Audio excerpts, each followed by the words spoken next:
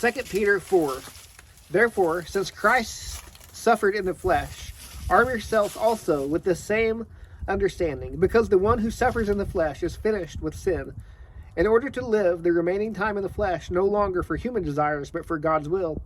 For there has already been enough time spent in doing what the Gentiles choose to do, carrying on an unrestrained behavior, evil desires, drunkenness, orgies, carousing, and lawless idolatry.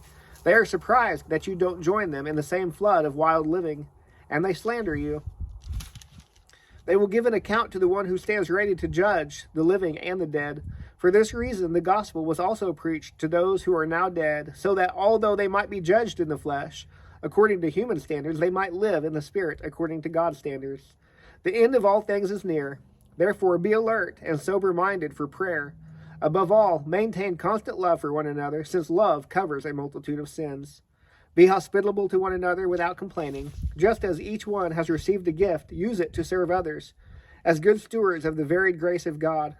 If anyone speaks, let it be as one who speaks God's words. If anyone serves, let it be from the strength God provides, so that God may be glorified through Jesus Christ in everything.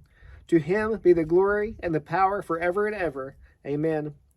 Dear friends, don't be surprised when the fiery ordeal comes among you to test you as if something unusual were happening to you.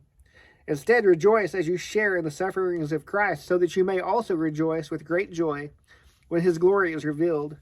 If you are ridiculed for the name of Christ, you are blessed, because the Spirit of glory and of God rests on you. Let none of you suffer as a murderer, a thief, an evildoer, or a meddler.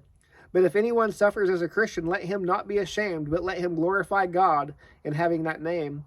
For the time has come for judgment to begin with God's household. And if it begins with us, what will the outcome be for those who disobey the gospel of God? And if a righteous person is saved with difficulty, what will become of the ungodly and the sinner? So then let those who suffer according to God's will entrust themselves to a faithful Creator while doing what is good.